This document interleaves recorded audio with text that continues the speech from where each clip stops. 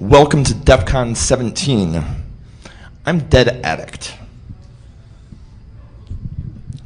Can I have a show of hands for everyone that was at Defcon 1? Everyone that was at Defcon 1? Excellent. Very good. Now, I hate to ask personal questions of the audience, but is there anyone in the room that's under 16? Anyone under 16? Thank God. I would feel so much older. If this room was packed, I swear to God, like 5 hands would drop up, and I'd be like, oh, wow, you weren't born when this all started. There's more staff members at Defcon 17 than there were attendees at Defcon 1. This is going to be a rambling, long tale of remembrances. I'm essentially going to try to do this speech in the same way, in the same methodology that I did my Defcon 1 speech. And you'll see later in one of these disheveled pictures somewhere my notes from my Defcon 1 speech that are scribbled on a piece of paper that I wrote an hour before the speech.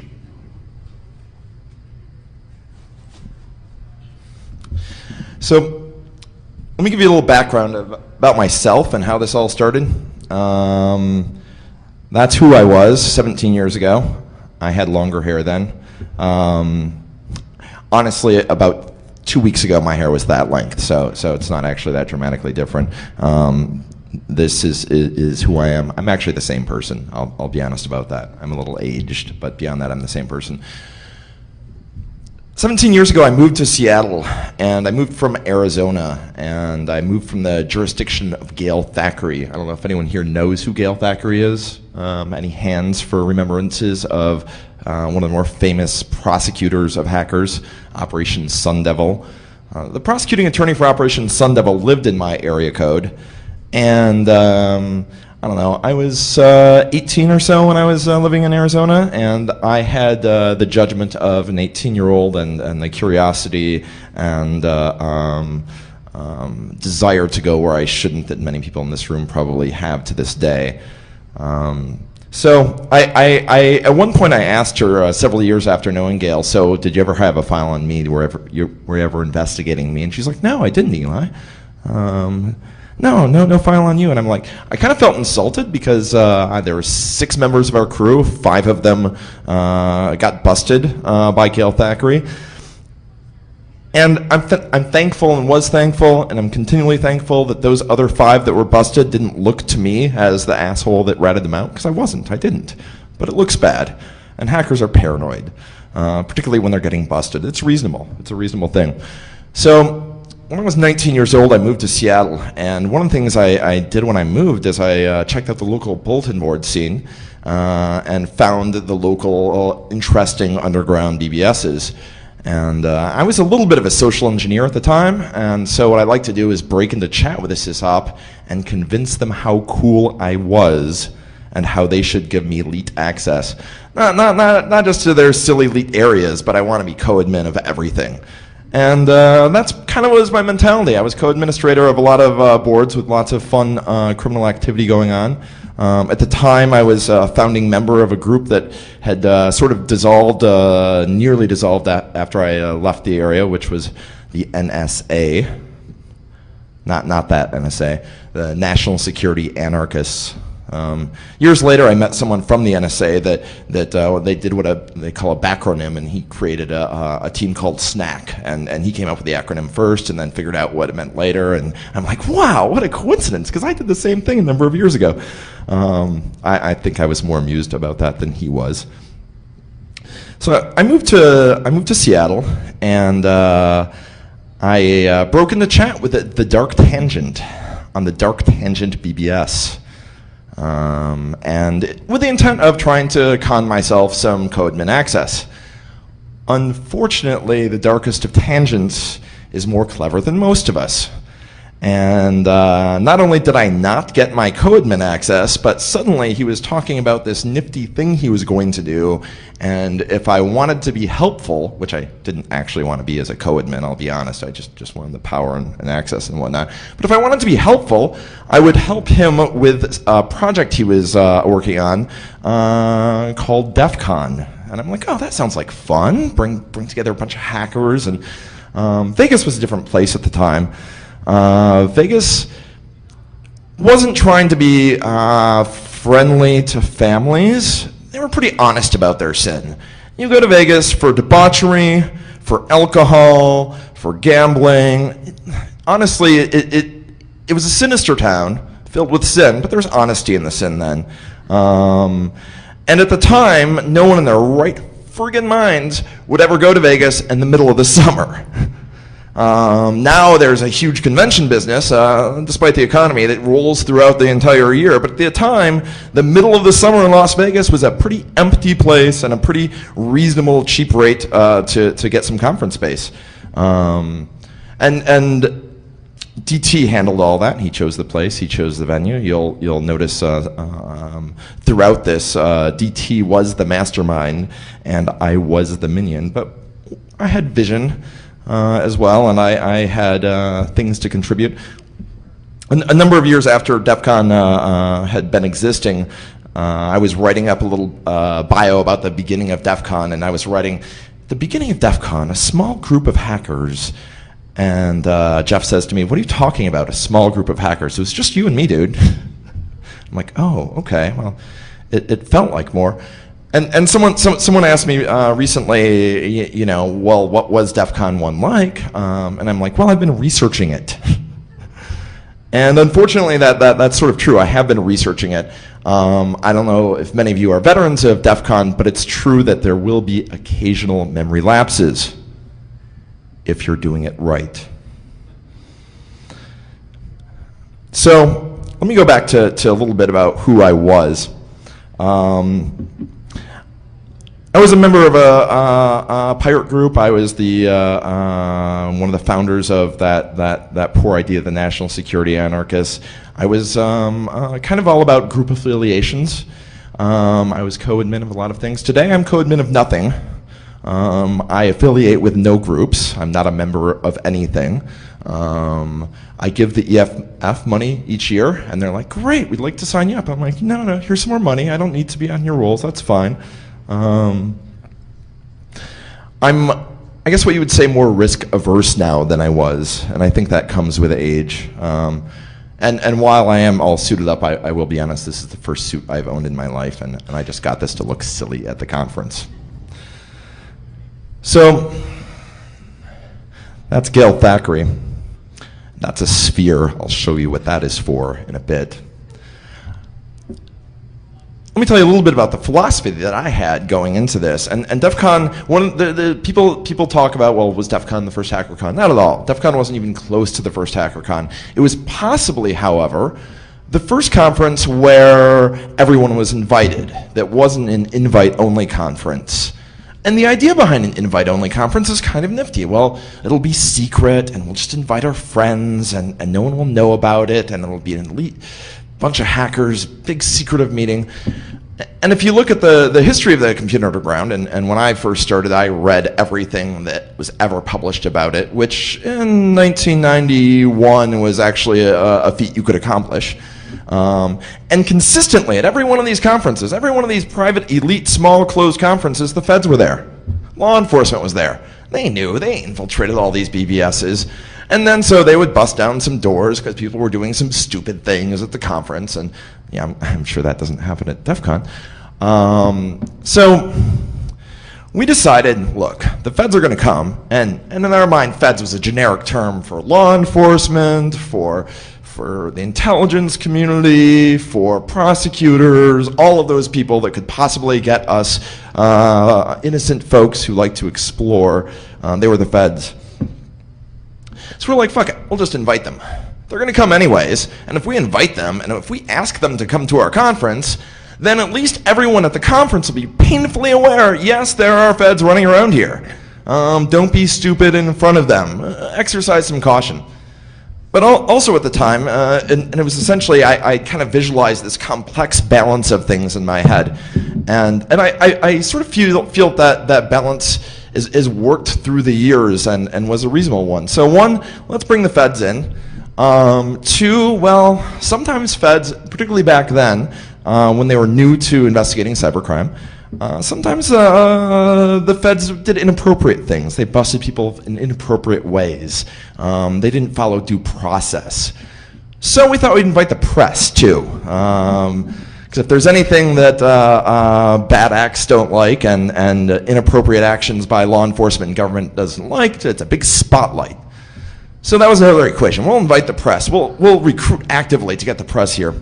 And we got the press. And I'll show you a couple of pictures of articles that were taken. Robert X. Cringely came. Someone from Unix World came. And I have a fax that we sent off to Rolling Stone, trying to get Rolling Stone to come, and we were sort of begging them. So the other piece was civil libertarians, lawyers. Well, let's get the feds here, the press to cover it, and then the lawyers to defend and watch over everything if anything goes bad. Which all sounds kind of convoluted and silly, but if you look back at the history of Defcon, having the civil libertarians here has been really, really useful. And the EFF turned into an organization, instead of a grassroots sort of civil libertarian organization, it turned into an organization that's lobbying and a litigation-based activism, which I'm thrilled about. I continue to support the EFF. And we invited the EFF. At the time, the EFF said that it wasn't their funding. They couldn't get here because of financial reasons. But we invited the CPSR, which were the Computer Professionals for Social Responsibility. A lovely bunch of folks. Initially, they were going to call themselves Nerds Against Nukes, but they didn't think they'd be taken as seriously if they had that title. So we brought Gail Thackeray in, and it wasn't an easy thing. It was probably the most difficult recruiting of any of the DEFCON 1 speakers, certainly. And I remember this conversation, or I remember memories of this conversation, because memory is a tricky thing, and I don't know if I've given lengthy disclaimers yet, but all of this could very well be fiction. It is based on 16-year-old memories that alcohol fuzzed, potentially. So I called up Gail Thackeray, and I'm like, Gail, we have this conference, and it's a bunch of sort of hackers. We'd love for you to speak there. And Gail Thackeray, and I don't blame her one bit for this, her reaction was, really? So you want me to speak in front of a group of criminals and what, give them advice? Tell them how to evade the law? What exactly do you want from that? And initially the first conversation didn't go well. And I called her back a couple of weeks later, and honestly, I have no idea how I convinced her to come. And I credit her immensely. I can't credit Gail Thackeray enough. She had bravery. She stepped out of her comfort zone. She did something that undoubtedly her colleagues would tell her she was insane. And what she did is she set a precedent, I think. And the precedent really was communication between law enforcement and the hacker community. And there was some hostility, certainly, because she'd prosecuted friends of many attendees, including myself. But we gained insights about what they cared about. And really, there are bad people doing bad things, and they use computers as tools to do those bad things. And she realized, and I think the law enforcement, and we'll call them feds collectively, realized that the people that call themselves hackers, even though they might have broken countless laws and did so pathologically and continuously, did not have the motivations that they expected from criminals. We were criminals that had no financial motivation. There was no crimes of passion. There wasn't violence associated. We weren't part of a mafia. Well, of sorts. There was, to call the hacker community organized, I think would be highly inappropriate. And so I think what happened is that when she came, she gained insight and then opened the doors to allow further law enforcement and whatnot to come. And eventually, at a certain point, and I'll try not to look too much forward. I do want to focus on Defcon 1, but eventually the threats that were in cyberspace were not from the hackers anymore. There were actual real scary criminals out there. And for the most part, law enforcement has all of their energies dealing with those bad, scary criminals. And so the people that explore, not on the top of their agenda. Also at Defcon 1, there was not a .com. So, or there might have just been a .com. And I remember the crossover. I wasn't a university student, so I had no .edu accounts. And if I wanted to get on the internet, largely I had to break the law. If I wanted to use a Unix system, largely I had to break the law. And I remember when the first versions of Linux came out and my hacker friends were downloading it so they could hack themselves as opposed to hacking other people so they can hone their techniques on their own systems as opposed to learning how to exploit things on other systems. I'll get to Dan Farmer in a second. I want to talk about another one of my mistakes. And there's a number of mistakes that I was involved with. Jeff did a lot of really, had a lot of really good ideas that executed really well. And I believe I contributed to that complex relationship of all the players that should be involved. I think I might have done that right. But one of the things I did wrong was invite a friend of mine who was a mentor to me. His name was Dark Druid. He had more skills than I had. He was several years my junior. I was 18 or 19. He was 16 or so. And he had creative abilities and created his own attacks and really was a bright guy. And he would have been a great speaker, and he would have given a great speech. The problem was he lived in my area code, or my old area code, 602 in Arizona, and he was currently being prosecuted by Gail Thackeray. Dark Druid's speech ended up being about his passion for cars. And it probably wasn't the most compelling content, but I don't blame him one bit, and that was certainly a tactical error on my part. Dan Farmer was, if I recall, the first corporate security type that we had, and he didn't look like a corporate security type, but he was working at Sun Microsystems, and he had a lot of skills. And he walked in the room with two girls on his side, and I believe Robert X. Cringely later characterized his presence at the conference as making out with those girls at the back of the room for most of the conference, and then getting on stage eventually. And some of the contents of his speech were really quite impressive. Essentially, he admonished all the hackers in the room, and at first everyone was like, oh, here's a corporate guy that's going to tell us to quit being bad and to quit messing stuff up. And that wasn't really what Dan Farmer was all about. Dan Farmer was all about, you're doing it wrong. You're not using advanced techniques. If you want to hack, here's how you really should hack, and then dropped a lot of deep knowledge on everyone and encouraged everyone to get more badass. Dan, in some regards, and throughout the years of Defcon, there have been other characters and other people that have very large personalities and that are very well known, and affectionately we'll call them rock stars. Now, it's funny, it's famous rock stars in a global community of, I don't know, 15,000, right? So the rock stars when they go to Defcon and when they go to other conferences, they're not really rock stars. But I would say Dan Farmer was the original Defcon rock star, and he was a character. Oh, let me see here. I'm going to show you some pictures. That is a sketch that DT did, and the sketch was of the first Defcon logo, and scribbled on a piece of paper, and kind of a rough sketch. And I'd like to thank Dark Tangent, by the way, for getting me addicted, and I am dead addict. Mr. Tangent got me addicted to Mountain Dew, and I had no caffeine addiction before I met him, but working on programs at 3 a.m. Really really fueled the Mountain Dew addiction. And there's some shots from Defcon. There's Kale. Yes. That was a fun shot. There was a professional photographer present, and it was a sister of one of our speakers. And the speaker, I explained, so we had a civil lawyer at Defcon. They're like, oh, what do they talk about it?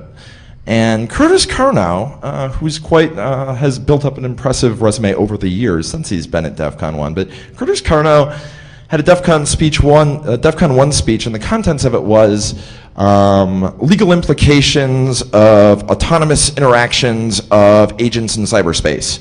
So you have multiple independent autonomous agents that are authored by various parties, and there's a transaction that begins from one and ends at the other and goes through all the ones in the middle, and something goes wrong, who's liable?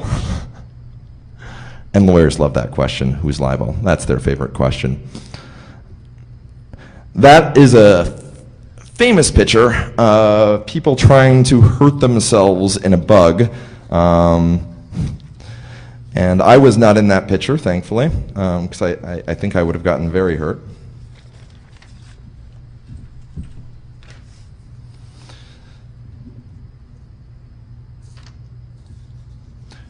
So, a little bit about the swag. And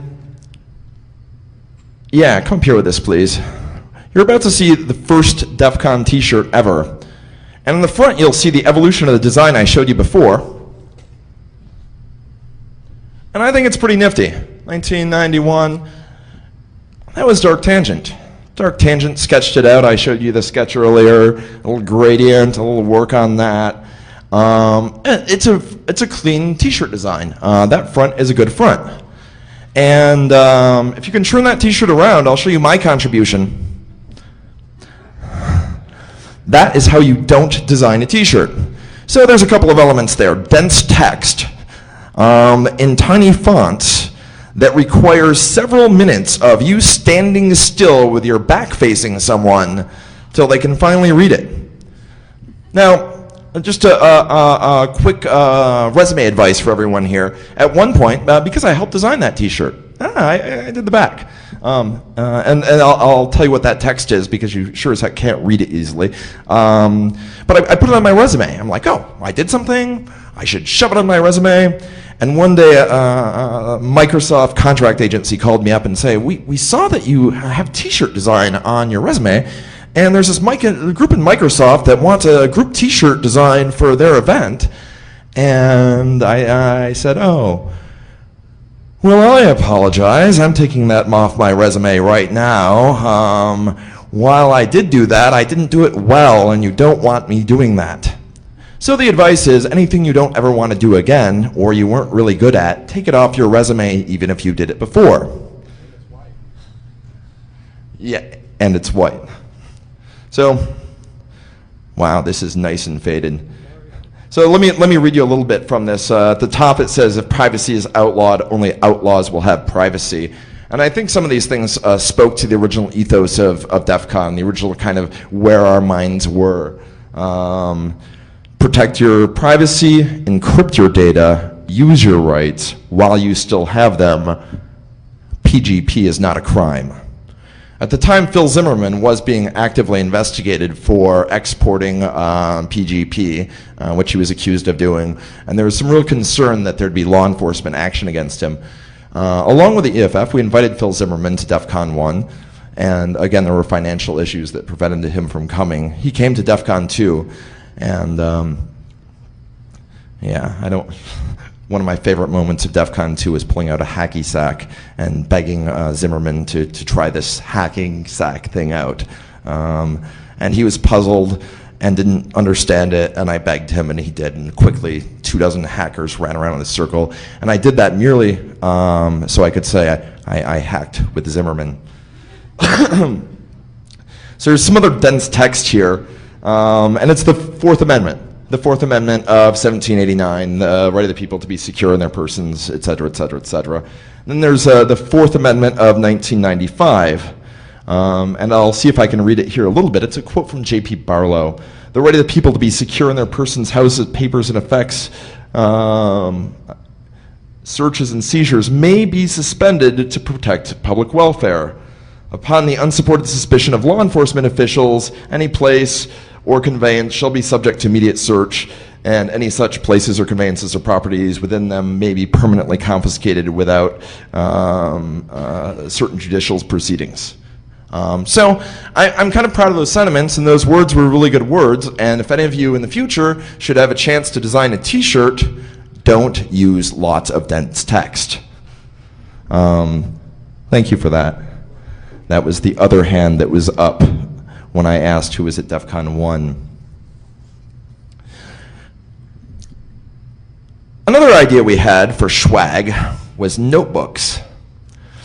At the time, it was sort of a custom to have what we call hacker notebooks. And it was just a normal notebook, and what you would do is write obscure, sometimes codified data of IP addresses and telephone numbers and login names and passwords, and you'd scribble them incoherently, and they'd be in margins, and they'd be everywhere, and sometimes there was some encoding, so if anyone found it, they'd have no idea what they were looking at. Seemed rather impractical. So we created these. It's a notepad for all this information. And so you can write down all the system details and keep track of them in a nice, clean, clear format and be able to refer to them later. Two large problems with this. One, it's inappropriate to try to sell data that is easily duplicated to a bunch of hackers.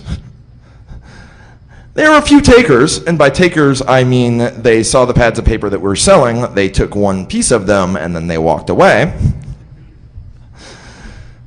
And if I recall, with some exceptions throughout the history of Defcon, largely, other than some DJs, and if people pay money to DJs for their CDs, obviously they can get that music online. They're trying to support the artists. That's very straightforward. But as a rule, the selling easily duplicatable data hasn't been done since so much. The other concerning thing about these easy-to-read notepads was Gail Thackeray's endorsement, which really wasn't a good thing. That wasn't a pleasant thing. I don't think it helped sales. She was excited about these notebooks, and she was explaining what a pain in the ass it was when they busted someone's door down and confiscated their notebooks to decrypt this massive data that was so hard and it was almost useless. And if hackers would just use this notepad, their job would be so much easier. Fuck.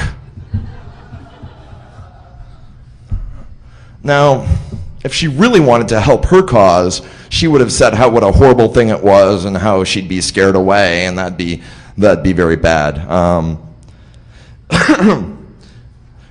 of the things I remember Gail Thackeray saying at Defcon 1 was, and the quote is, "Drug dealers give themselves better legal advice than hackers do."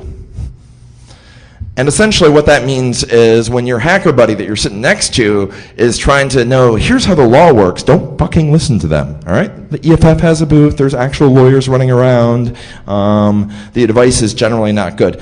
An example that she used and she found hilarious was the banners and BBSs and also the quizzes you had to get into the elite access of these BBSs. I don't know if anyone remembers this, but there was a time when if you wanted to get access to the illegal, illicit content where bad things were happening, you would have to prove that you were elite. By doing that, you would have to, list off what acronyms meant that were computer related and answer a bunch of silly questions and any also you had to solemnly affirm that you were not a member of law enforcement, you did not work for a software company, you did not work for the Business Software Association, to make all these assertions. Gail Thackeray called that intent.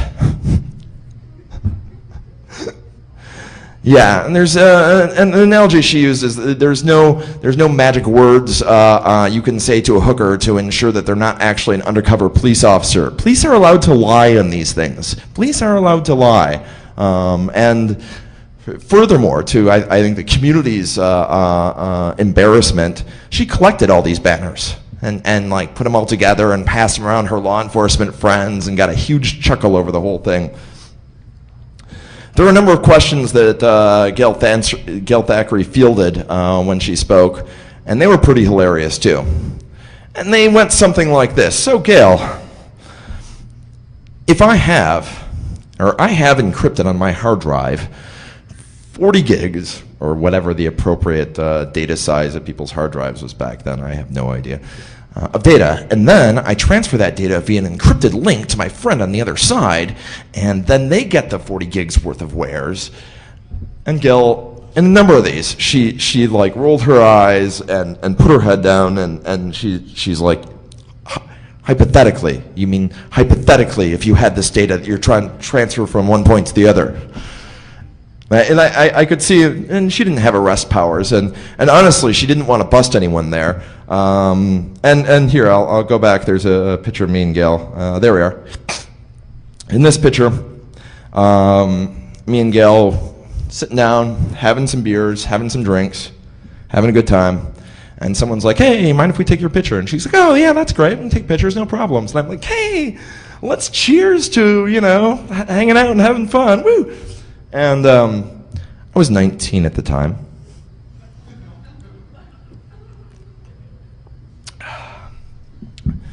Gail, lovely, lovely person she was, might have assumed that I was underage. Not her problem per se, but at that point she's like, hey, DA, you don't happen to have an ID on you with your age on it or anything at the moment, do you? And I'm like, oh, shoot. I think I left it in my hotel room. And she's like, so, why don't we just put down these beers and then we'll take the picture. And that was lovely, and I was willing to do so, and it was a very gracious thing for her to allow. Mark Ludwig was another one of our speakers. Mark Ludwig was the author of the Little Black Book of Computer Viruses, and he was quite a character. And the Defcon 1 speeches are online, and I recommend you review them, except for mine, which I enjoyed giving that speech. It was a fun speech to give. Mark Ludwig, I think, was a very keen representation of the libertarian tendencies within the hacker community. And he was very much a libertarian and strongly held libertarian beliefs. And he got a lot of resistance from the antiviral community, and he had hostility towards them, as his Little Black Book of Computer Viruses contained assembly code, so you could, and anyone that wants to type in assembly code from a book, I don't know, I remember typing in programs from magazines way back when, but have fun with that. But he believed in the First Amendment strongly, and he was passionate about the First Amendment, and I think that's something that we've all had throughout the years, and has been a running theme of Defcon, and I'm thrilled about that.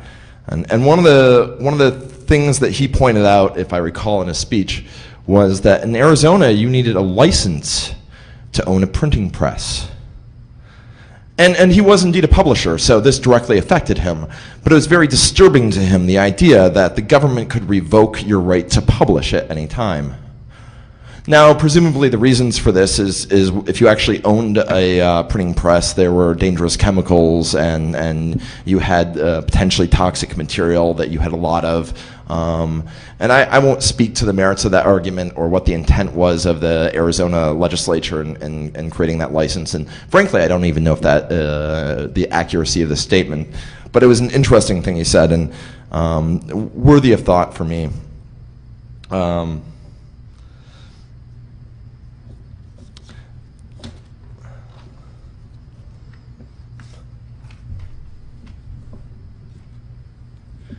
This was our original badge, and it's tiny, and it's laminated.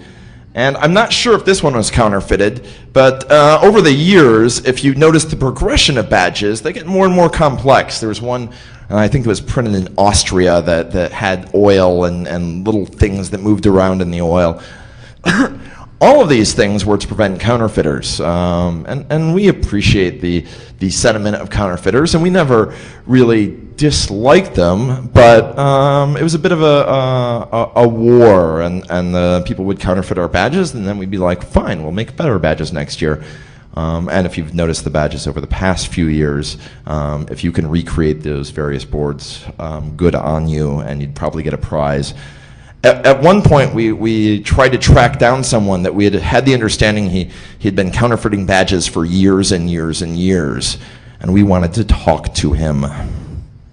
The thing was, he wasn't actually mass counterfeiting them, he was counterfeiting them for personal use, and when we wanted to talk to him, we wanted him to speak at our conference about the process that he went through in counterfeiting these materials.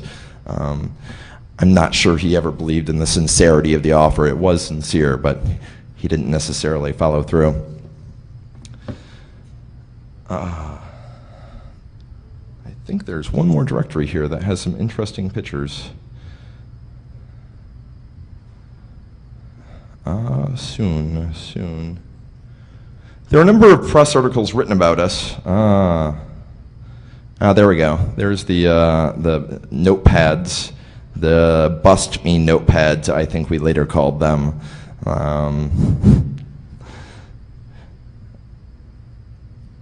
The Future of the Computer Underground, I believe, was my first speech.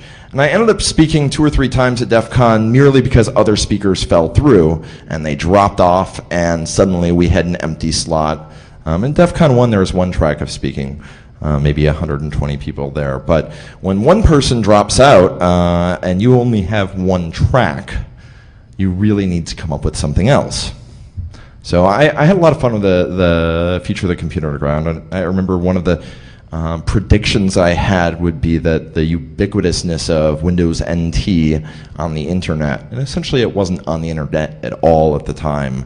And it was sort of a crazy and silly prediction, you know, why would people run Windows machines on the internet? Still a valid question, I'll give you that. I'm not sure I was vindicated or saddened by the end result of that. Yes. And that picture, and you saw a larger picture earlier, the woman photographer, I think that was an interesting a look at what early press was, and there was sort of 2 types of reporters that have covered Defcon over the years, and we've tried to get rid of one of those types. And I mean no offense to anyone who's local to any area anywhere, but local media. I think they came to Defcon 1. I think we told them to leave. We didn't want those articles. And the depth of the reporting and the focus of the reporting, oh my God, scary hackers, was not so much. And that picture, essentially, the photographer chose the most interesting looking people. And that was the basis of her composition, which is a fair thing. She's a photographer. She composes images. And the relevance of the people involved, it really didn't matter. She just wanted a pretty picture. And later years, CNN would show up. And in this case, you know, photographer doing some personal photographs. There was no end game. And showed up in this magazine, New Media Magazine, which has since been defunct. But CNN would later come to Defcon, and they would use the same strategy. Well, we see a guy with a mohawk. We would like to talk to him. We have 3 minutes that we're going to show about your conference. And there's several people with piercings that look menacing that we would like to talk to. Really? Well, we have lots of bright people here. Some of them kind of look different. No. We want the mohawks. And if you've noticed, there hasn't been any CNN coverage or CBS or any nighttime news or anything like that. No 3-minute spots. We don't want them. And in the beginning, I had a passion about media and had an interest in media, and since then I've been a press goon for the past number of years. And I don't know. At one point, I said I was about 40% of Defcon 1. And Defcon 1 was a lot of planning, and I didn't realize how much work it was until I went through my old files, and then I saw all this source material, all these people we tried to contact, all this work that we did beforehand, and I didn't have that memory at all. And now the effort is incredible, and there's probably 200 staff members and months of prep work that go into it before the conference.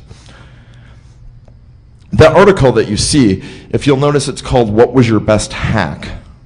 And I think that was also indicative of the quality of the media. And I know that journalist, and she was a lovely woman, and I have nothing against her. But that was this sort of perspective that the security, there was no such thing as security press by and large, and it was mainstream media attempting to cover these security-related issues. Now there's not only technical press that's focused on technical issues, but there's also security technical press, and there's actually reasonable coverage that's being given to issues. And by and large, we try to vet those reporters that try to get into this conference, so hopefully they're not jackasses. And there I am. If you look under the overheard, if you can read that at all, this is from Unix World 1993, and I guess you'd say at the time I might have been considered what you call a media whore, and I was happy to talk to all media about anything. Now I'm happy to give them background on things and don't really want to be quoted as much. One of the good things about our friend Unix, there's source code there, which wasn't entirely true because Unix didn't exactly come with source code. Linux came with source code. And I misspoke, and Unix World happily quoted me, and I found that very interesting. Robert X. Cringely, he was our biggest reporter that we had that came to Defcon, and he was an interesting character. One of the lovely things about Vegas, 16 years ago, all cellular traffic was analog. This made for a lot of fun. The amount of people with radios, percentage-wise, was much, much higher than it is now. And those radios were modified so they could listen in on anything they wanted. And listening in on telephone conversations hasn't really been a hobby of mine, but it's been a hobby of friends of mine in the past, and I've been at their house while they're going through and listening to various conversations, and much like reading email, telephone conversations are boring. Not only are strangers' telephone conversations boring, but if you think about it, listen, overhear what your friends are saying on the phone sometimes, and just listen to their conversations. They're incredibly boring. Honey, I'll be home at this time, and okay, we'll pick up some eggs and stuff, and I'm going to be late for this, and, sorry, boss, I'm not feeling well. People have boring telephone conversations. Similarly, they have frigging boring email, unless you're targeting some attack to read someone's email.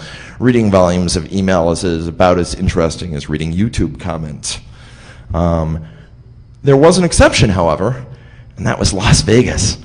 Las Vegas is an interesting city. Telephone conversations in Las Vegas are a lot more fun. Some of the toughest drug laws in the country, and yet apparently lots of drugs being consumed in this city. And people were happy to chat about that on their cellular phones. That's fun. Again, prostitution, it's illegal in this city. Very, very interesting. Illegal in the city, as it is most places in the country. Of course, it's not illegal in the state, but it's illegal in the city. And yet, lots and lots and lots of conversations regarding prostitution. And essentially, sex and drugs, all you have left is rock and roll, and you can listen to that. You don't need to listen to conversations about that. It was good stuff. Robert X. Cringely received a phone call, because all there was analog cell phones. He received a phone call while he was at the conference. He was in the main conference room, and to be polite, he started to move outside of the conference room so he could have a conversation without, with a little bit of privacy. But as his phone rang, 4 or 5 scanners suddenly went off, and his conversation, there was almost feedback going on. And while I did leave the room, I think he realized there wasn't much of a point of it.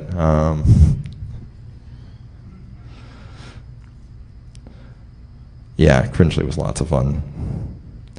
Vegas hackers will reveal hidden calls in Windows 3.1 to LA party girls.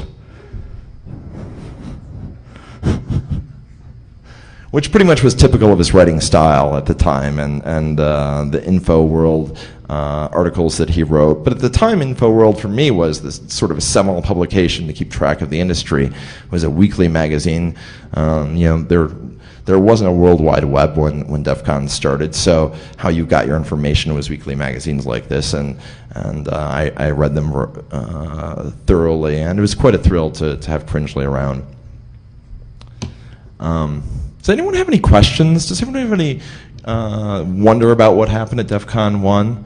I'll admit there are certain things that I will not reveal on stage taped. And I'll also admit that makes for potentially somewhat of a less interesting talk.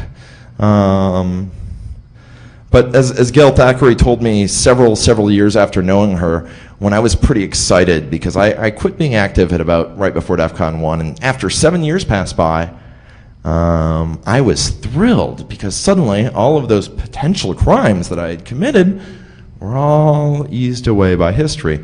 Now, I'm going to tell you this, but please don't take it as legal advice. Please go see a lawyer if you have questions about this sort of thing. Gail told me this about the statute of limitations as I was giddily bouncing about at being able to suddenly tell all these fun tales about my poor judgment youth. And I'm like, yeah, I can finally talk. And Gail says, well, you misunderstand how the statute of limitations works, you dead addict. The way it works is that the clock starts ticking the moment we realize a crime occurred. Fuck! Well, that's not fair.